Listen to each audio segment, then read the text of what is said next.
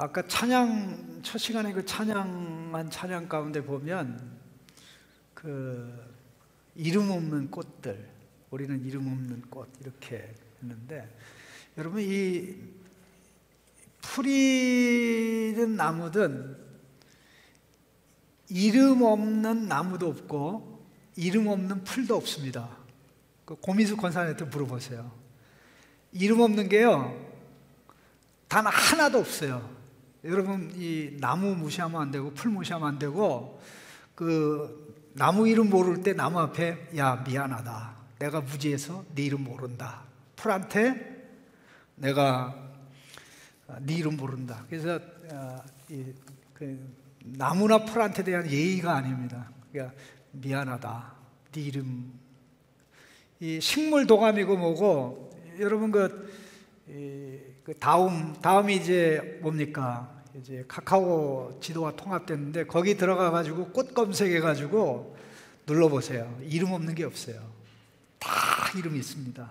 다 이름이 있어요. 누가 이 찬양 가사를 만들었는지 좀 정확한 가사는 아닌 것 같아요. 정확한 가사는 아닌 것 같고, 또 우리는 더더욱 시들어지는 꽃이 아니라 영원히 시들어지지 않는 말씀꽃이에요. 아멘? 네, 말씀꽃이에요. 여러분 너무 낮게 평가하지 말아요. 네? 네? 말씀으로 보면 정확하게 볼 수가 있어요. 저는 참 하나님 앞에 감사한 것 중에 하나가, 특별히 어떤 사물을 보면 이름을 짓는 능력을 하나님이 주셨어요. 딱 사물을 딱 보면 해석하는 능력. 그걸 이제 좋게 말하면 꿈보다 해몽이 낫다. 꿈보다 해몽이 낫다. 하나님 말씀으로 딱 보고 야 너는 이런 사람이야, 그러니까 그런 줄 알아? 그렇게 해서 완전히 그 이름에 세례를 줘서 살도록 만들어야지, 에? 열등감과 좌절감에 빠진다는 것은 하나님의 말씀에 길로 가는데 열등감이 있을 수 없고 좌절감이 있을 수가 없죠. 열등이나 좌절은 나로 하여금 더욱더 열심을 내게 하고 더욱더 힘써서 나가게 하는 그런 거룩한 동력이 되게 하는 것이 사실 필요하거든요. 그게 언제부터 제게 그런 능력이 생겼냐면, 제가 총신에 있으면서 우리 학생들을 데리고 이제 성지순례를 갔는데 2번을 갔었습니다. 남들은 한 번도 못 가는데 2번 갔다 오고 많이 갔다 왔어요. 너무 많이 갔다. 우리 창신교에서도 여러분들 데리고 좀 한 번 더 갔다 왔으면 좋겠는데, 돈 좀 많이 저금해놔요. 예? 딴 데 쓰지 말고. 근데 내가 할 수 있는 게 뭔가 보니까 그거밖에 없더라고요. 그래서 이제 그때부터 이제 그게 능력이 나타나고 그래서 그렇게 해나가는데, 내 입에서 나오는 말이 하나님의 진리의 말씀을 반영해서 그 시각으로 본다면 사실 그게 참 행복하고 복된 일이죠. 오늘 본문 말씀은 참 안타까운 내용이 많이 있습니다. 왕이 이렇게 비참하게 죽었다. 자기만 죽은 게 아니라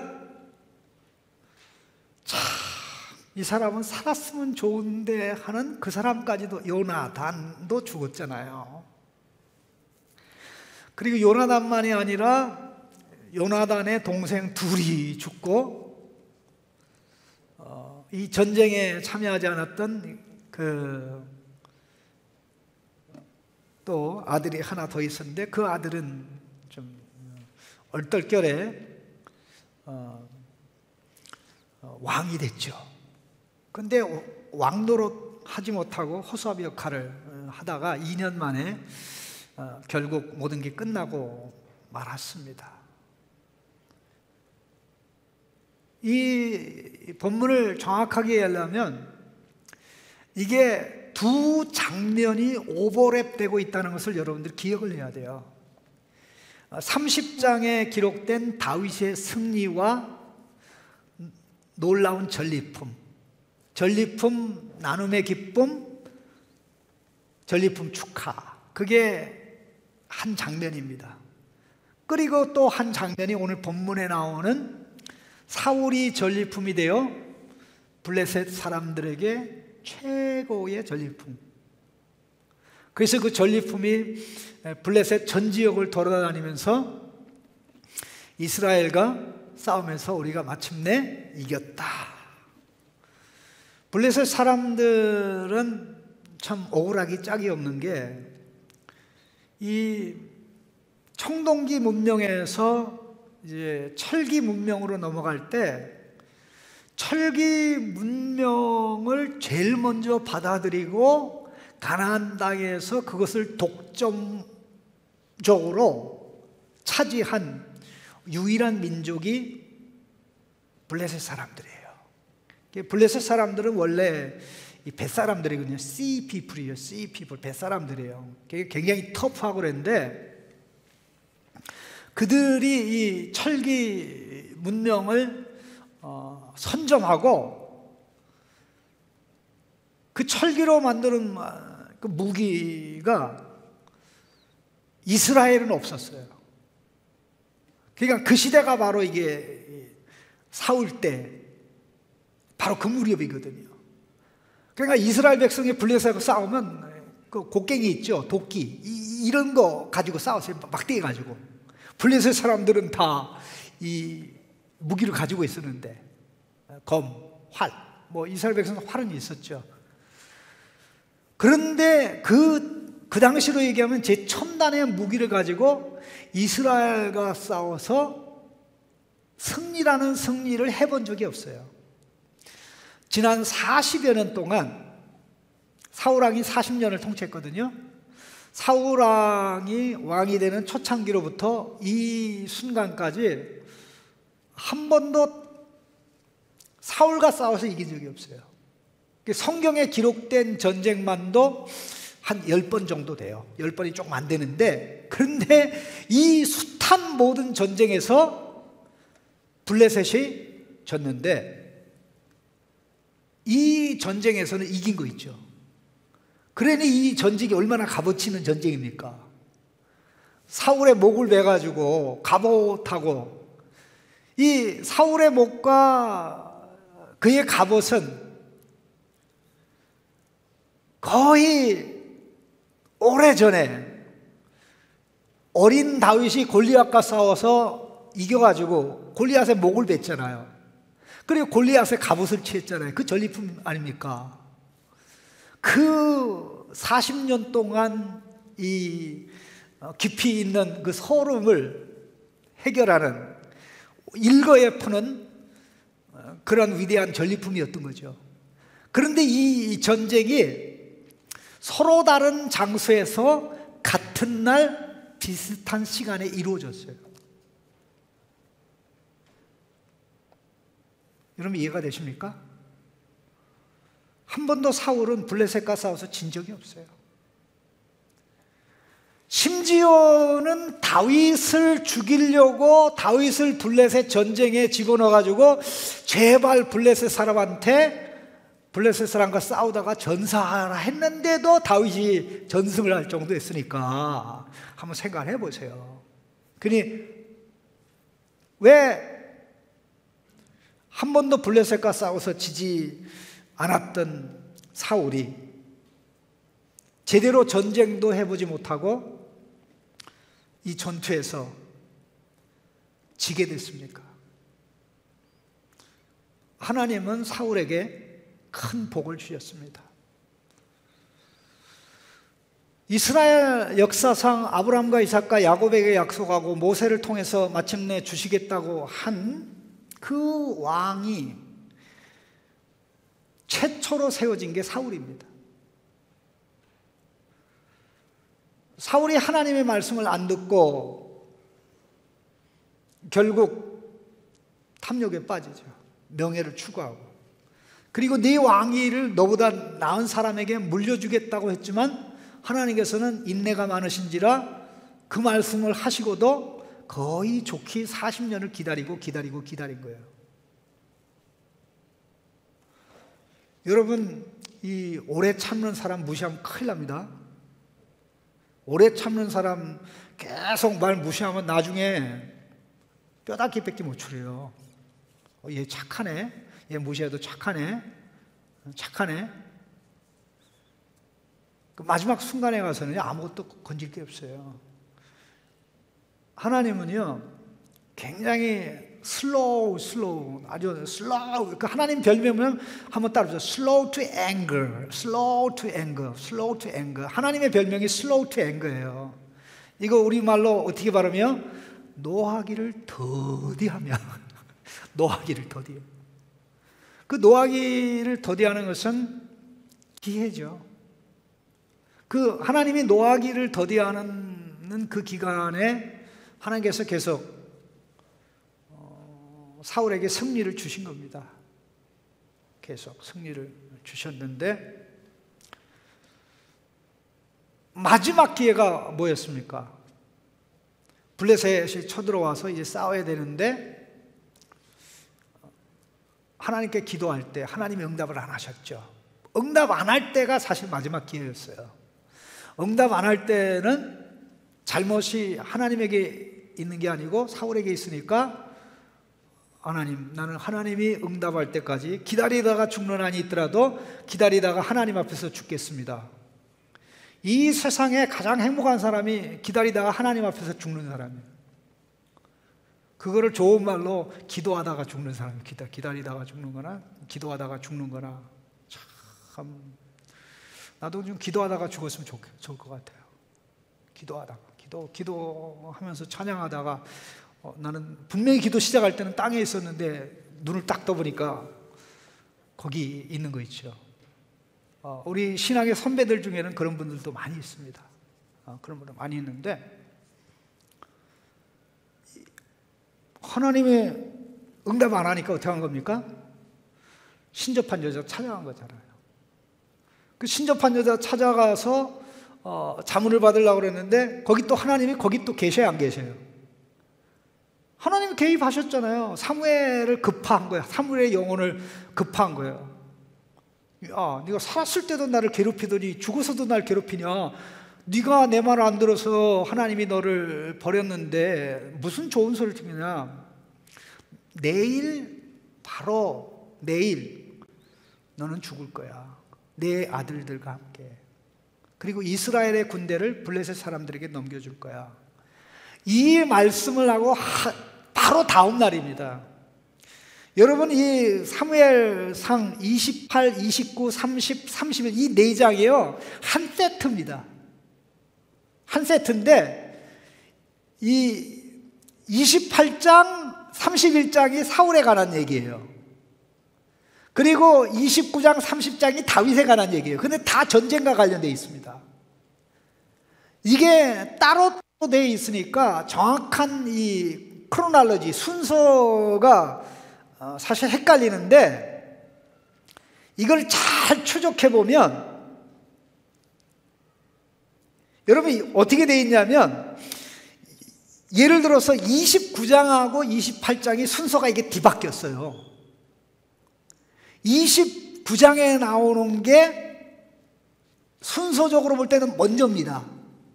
그리고 28장이 나중인데 이거를 순서로 바꿔놨어요.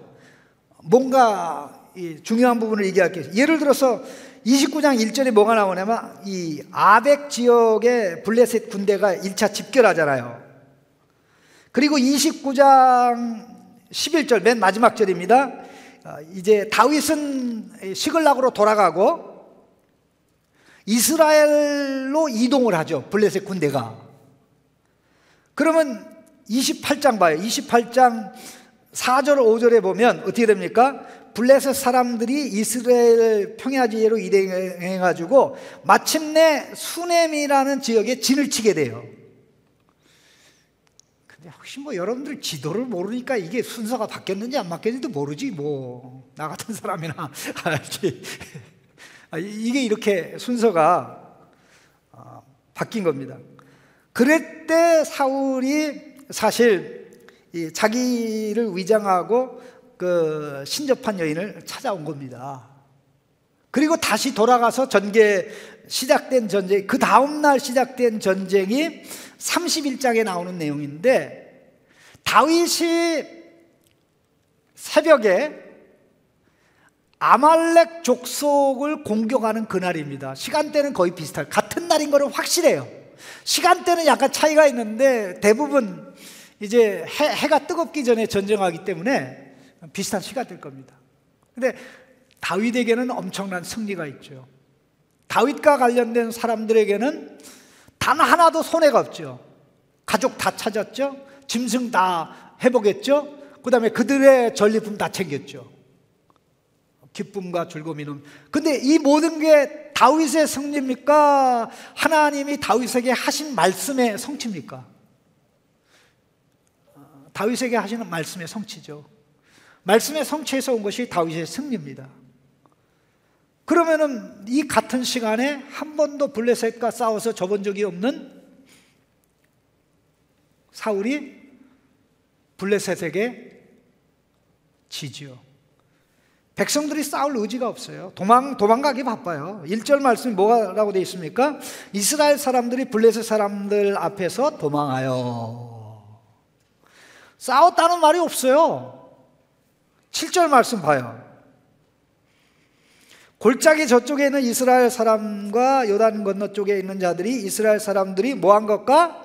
도망한 것과. 결국 전쟁에서 졌어요. 그러니까는 이 소식을 들은 사람들이 자기 집도 버리고 동네도 버리고 마을 버리고 다 도망간 거예요. 그러니까 블레셋 사람이 얼씨구나 좋다고 와서 차지하고 그게 바로 이제 벳시안이라는 전략적 성읍입니다. 요단 강하고 그 다음에 이제 지중해변으로 연결되는 아주 요충지에 있는데, 옛날에 그 영화, 그 예수님 영화 중에 여러분 혹시 그 유다가 이게 나무에 매달려서 죽는 그 장면 나오는 그 예수님 영화를 본 적 있습니까?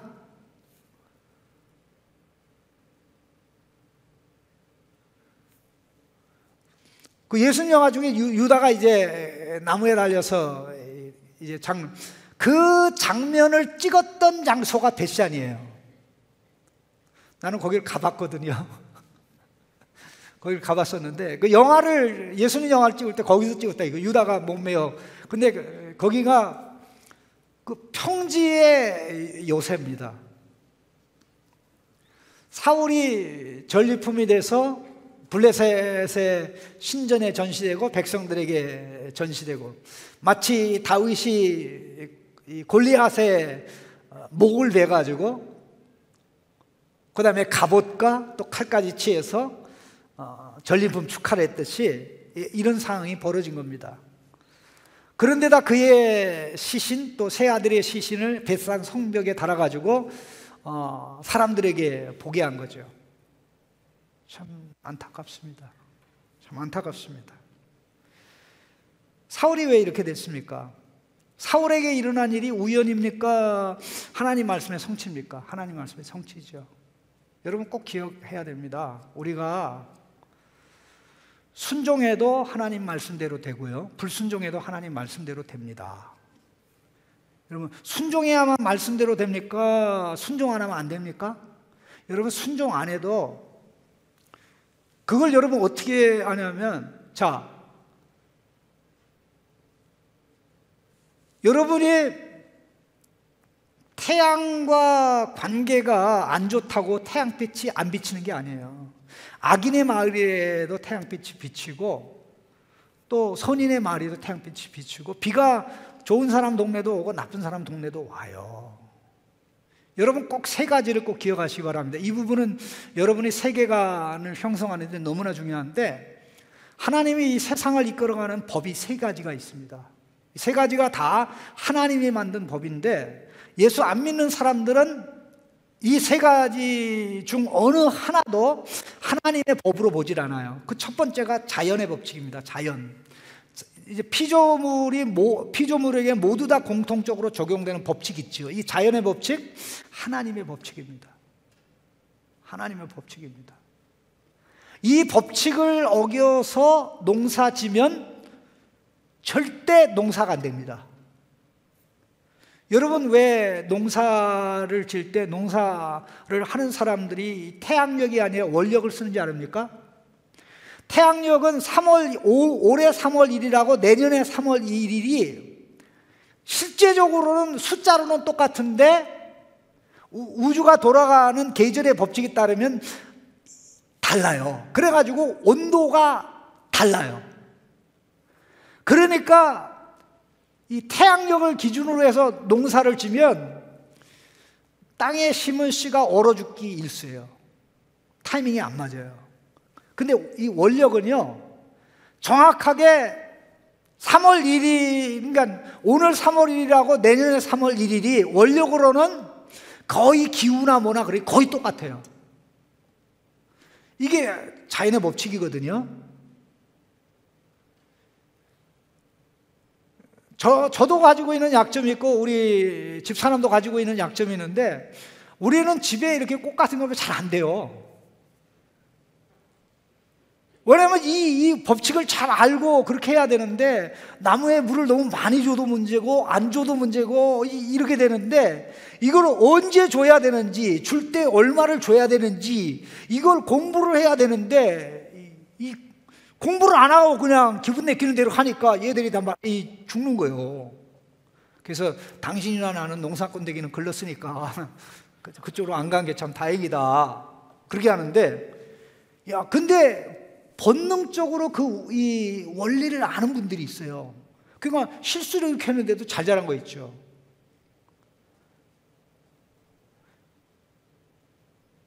그 원칙은 예수 믿든 안 믿든 다 동일하게 적용됩니다. 여러분, 중력의 법칙과 싸워서 이길 재간이 있어요?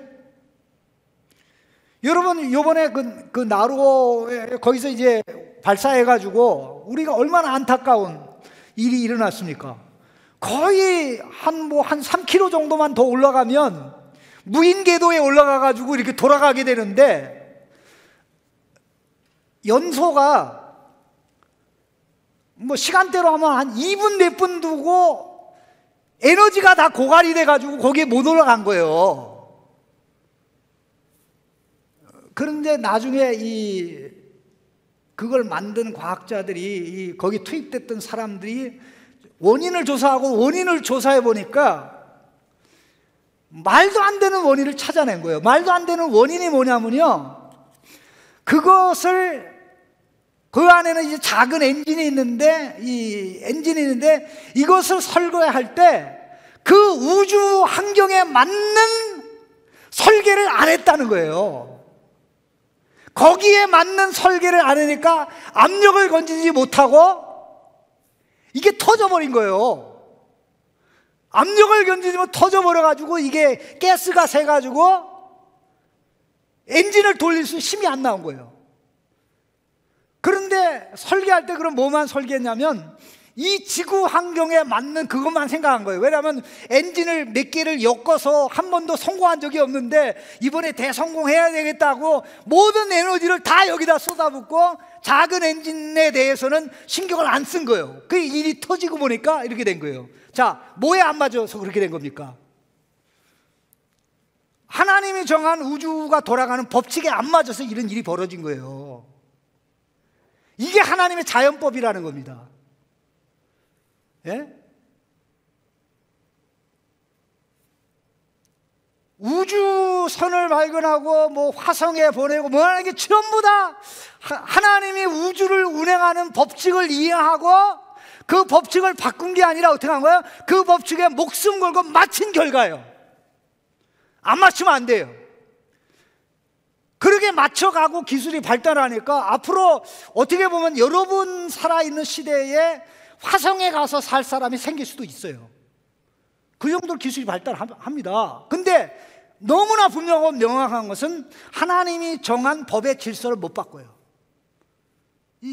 그 사람들이 이게 하나님의 질서라고 믿지 않아요.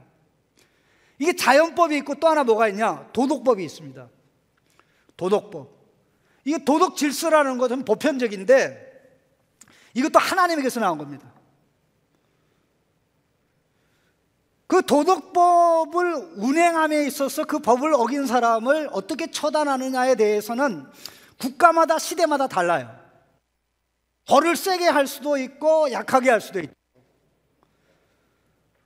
예를 들어서 중동 같은 나라에는 이 강간죄를 저지른 사람은요, 아예 내시를 만들어 버려요. 지금도 고잔을 만들어 버린다니까. 근데 서구 사회에서는 이거 인권 유린이라고 그래가지고 뭐 최근에 우리나라 같은 경우는 아예 강간죄 자체를 폐지시켜 버렸잖아요. 남자들 뭐 정신 나간 남자들도 좋아하더라고. 강간죄, 간통죄, 뭐지 다 폐지해 버렸어요. 국가는요, 도덕법을 운영할 책임을 하나님이 맡겨주셨지 법을 하나님의 말씀과 어긋나는 것을 만들어 세우지 못하게 했습니다. 여러분, 하나님이 아담과 하와를 창조한 방식으로 오늘날도 애가 태어나면 남자로 태어나고 여자로 태어나지, 남자가 여자로 태어나지 않고 여자가 남자로 태어나지 않아요. 왜? 그 결혼 제도는 동일하거든요. 이게 하나님의 제도거든요. 여러분 그걸 믿으십니까? 근데 멍청한 사람들이 법을 바꿔요. 국가가 바꾸면 바뀌는 게 아닙니다. 안 바뀌어요. 자연 질서 못 바꾸는, 사실 이 도덕 질서, 자연의 질서 있고 도덕의 질서 있고, 이것도 하나님의 질서인데 예수 안 믿어도 이 두 가지 질서, 자연의 질서와 도덕의 질서 잘 따라가면 하나님이 복 주실까 안 주셔요? 하나님 복 주셔요. 그게 낮은 단계의 하나님의 말씀이기 때문에 하나님 복 주셔요. 인정받고 사랑받고 어디 가든지 잘 돼요. 다 그 질서에 순응해서 살아가는 사람, 건강하고 건강법칙 지키고 그 질서에 순응해서 살아가는, 이게 하나님의 보편적 질서에 따라 하나님이 다 복을 줍니다. 어떤 경우에도 사탄이 우리에게 복을 주는 경우는 없어요. 부를 사탄이 주고 명예를 사탄이 주고, 예? 그것이 명예이든 부든 무엇이든지 좋은 것은 하나님만 주실 수 있습니다. 여러분 믿으십니까? 하나님만 주실 수 있어요. 그런데 그 사탄 그놈 새끼 뭐하냐? 그걸 가지고 우리를 속여요. 그거를 왜곡해서 해석하게 만들, 그게 사탄이 하는 짓거리야. 그러니까 우리는 그것을 정확하게 볼 수 있는 그런 능력이 필요한데요. 자, 이 두 질서 위에 상위법으로 존재하는 게 신앙의 질서입니다. 신앙의 질서. 이 밑에 것을 따라 준수한다고 뭐 영생이 있진 않아요. 그러나 하나님 말씀의 길로 갈 때 언약의 복이 있고, 말씀을 배척할 때 언약의 저주가 있습니다. 그러니까 어떻게 보면 사울의 입장에서는 사실 참 많이 복을 받은 사람이죠. 왕이 되기를 원하지도 않았는데 왕이 됐으니까 생각해보세요. 그리고 하나님이 네 왕이 뺏은다 그랬는데 그 말씀하고 40년이 지나도 안 뺏었어요. 그런데 계속 삐딱선 타고 하는데 블레셋 가서 진 적이 없어요. 그러니까 지금까지 하나님의 심판이 진행이 안 됐으니까 나 이번 전쟁에서 절대 지는 일이 없을 거야, 이렇게 나간 겁니다. 여러분, 하나님의 말씀은 하나님의 때에 하나님 방법으로 이루어집니다. 하나님의 말씀이 이루어져서 신나는 게 좋아요? 하나님의 말씀이 이루어져서 곡하는 게 좋아요? 이런 물으면 안 되죠. 하나님 말씀이 이루어져서 신나는 게 제일 좋습니다. 우리가 생각을 버려야 될 게, 말씀 안 들으면 그만이야, 말씀 안 들으면 그만이야, 이런 생각이 우리로 하여금 하나님의 말씀을 거스려서 살아가게 하고, 그 결과 말씀이 성취될 때 말로 다 할 수 있는 아픔이 우리에게 있는 것입니다. 다윗은 하나님 말씀 믿고 싸움에 나가서 엄청난 전리품을 취했는데, 다윗과 관련된 사람은 짐승도 죽은 게 없고 가족도 죽은 사람이 하나도 없는데, 사울과 관련된 사람들은 안타깝게도 자, 모두가 다 죽었습니다. 6절 말씀에 사울과 그의 세 아들과 무기를 든 자와 그의 모든 사람이 다 그날에 함께 죽었더라. 같은 날 다른 장소에서 하나님의 말씀이 이렇게 이루어진 것입니다. 여러분은 전리품을 취하는 자가 되어야 되겠습니까? 전리품이 되어야 되겠습니까? 전리품 되면 안 되죠. 하나님 말씀의 길에는 더함도 없고 뺨도 없습니다. 여러분, 이 마지막 기록이 우리의 가슴을 서늘하게 하는데, 그 마지막 기록이 뭐냐면 이 11절, 12절에 나와 있는 내용입니다. 길르앗 야베스 주민들이 블레셋 사람들이 사울에게 행한 일을 듣고 장사들이 일어나 가지고 밤새도록 달려가서 사울의 시신과 그 아들들의 시신을 수습하죠. 여러분, 대단하지 않습니까? 다 사람들이 사울을 버린 거예요. 사실 자, 전쟁이 일어날 때 유다 지파가 전쟁에 참여했어요? 전쟁에 참여 안 했어요? 전쟁에 참여 안 했어요. 그리고 나머지 므낫세 지파 중에 상당수 이런 사람들이 사실 전쟁터에서 떠나가지고 다윗에게 합류했거든요.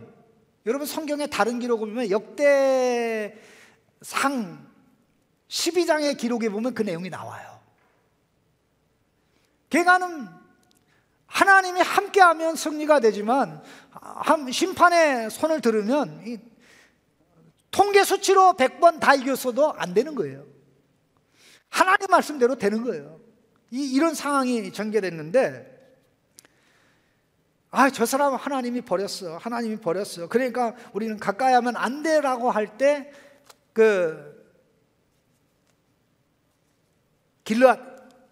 길르앗이라는 이게 요단강 건너편에 있는 이스라엘 백성입니다.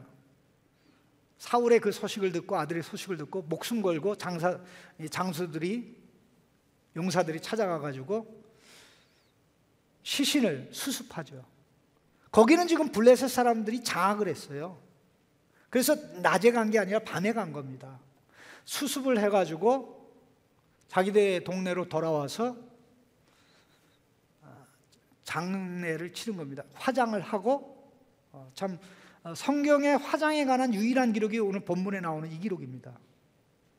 성경의 화장에 관한 기록은 없어요. 근데 유일하게 이 본문에 나와요.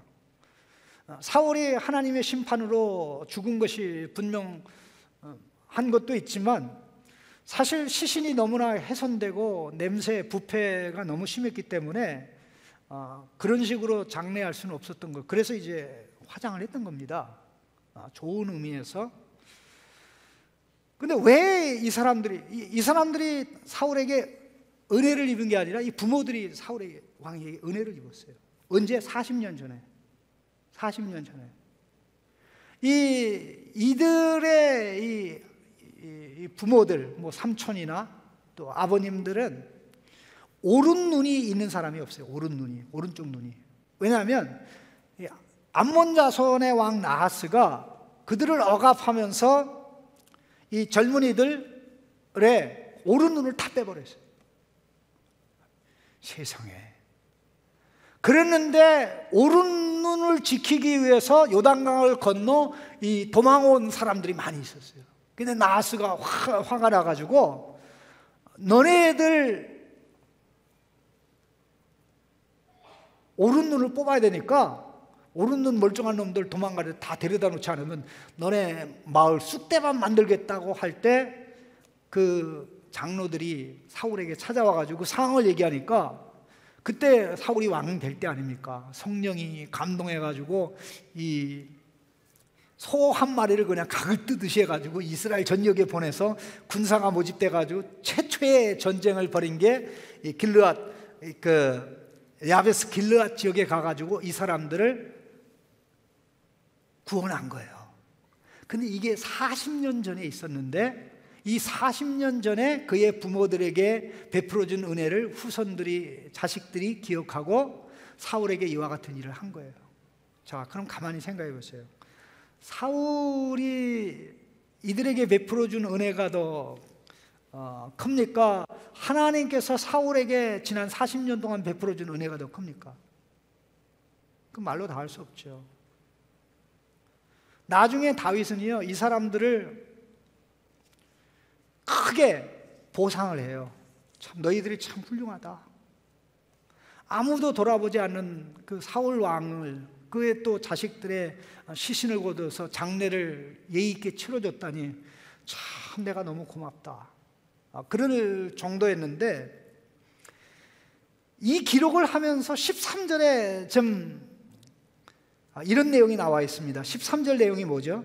13절에 그의 뼈를 가져다가 야베스 에셀 나무 아래에 장사하고 7일 동안 금식하니라. 이 야베스에 있는 에셀 나무 아래 이제 화장한 다음에 이제 거기다 장례를 한 건데, 여러분 사무엘상 22장 6절에 보면 이런 내용이 나옵니다.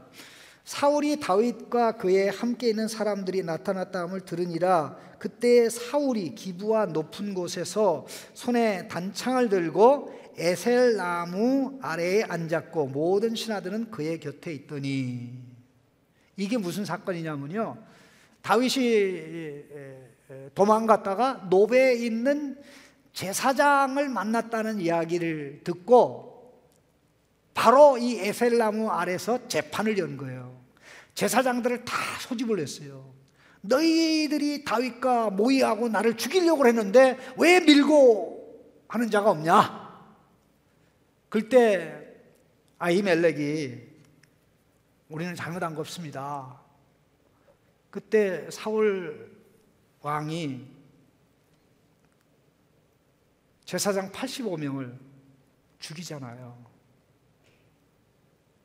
그 심판을 할 때, 재판을 할 때 재판했던 장소가 에셀 나무 아래입니다. 다윗을 잡기 위해서 그렇게 했는데 결국 그가 죽어서 어디에 묻혀요? 에셀 나무 아래에 묻히잖아요. 참 무섭습니다. 하나님의 말씀은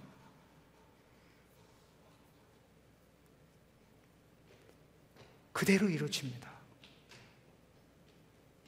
우리가 이것을 믿는 만큼 복되고 이것을 믿는 만큼 지혜롭고 현명한 삶을 살 수가 있습니다.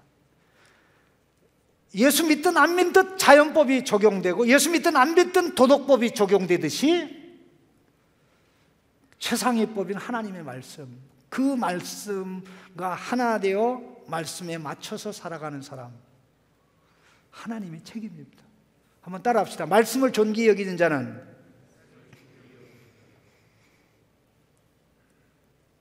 어떻게 됩니까? 결국 말씀의 복을 누리죠. 말씀을 존귀히 여기는 자에게는 존귀함이 있습니다.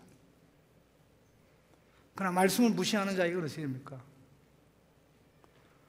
그 끝에 무시무시한 결론이 있습니다. 그래서 우리 마음속에 이런 기도가 필요합니다. 하나님, 말씀을 제대로 알게 해주십시오. 하나님의 말씀대로 이 세상 전부가 돌아가는 것을 알게 해주십시오. 그 말씀의 흐름에 맞춰가는, 말씀의 질서에 맞춰가는 그 사람이 똑똑한 사람이고 지혜로운 사람이고 시대를 앞서가는 사람입니다.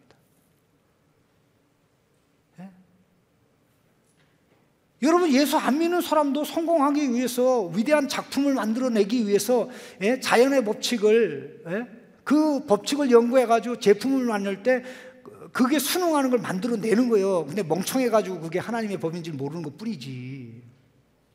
근데 우리는 이 모든 것을 알면서도 그렇게 살아가지 않는다고 하면 사실 하나님을 가장 섭섭하게 하는 거죠. 다른 사람들 말 잘 듣는데 꼭 한 놈이 말을 안 들어. 내 새끼가, 내 자식이. 유건이가 말을 안 들어. 그래, 얼마나 기가 막혀. 그럴 일 없겠지만 하나님의 자식인 우리가 하나님 말씀으로 모든 게 돌아가는 걸 보면서, 야, 내가 하나님 말씀 하나 잡으면 다 되는 거예요. 말씀으로 시작해서 말씀으로 굴러가고 말씀으로 결론에 도대체 지금은 말씀을 거역해서 나가는 사람도 많지만 생활과 세타가 뭡니까? 모든 게 그 질서에 맞게 퍼펙트하게 돌아가는 영원한 공동체 아닙니까? 기도하겠습니다.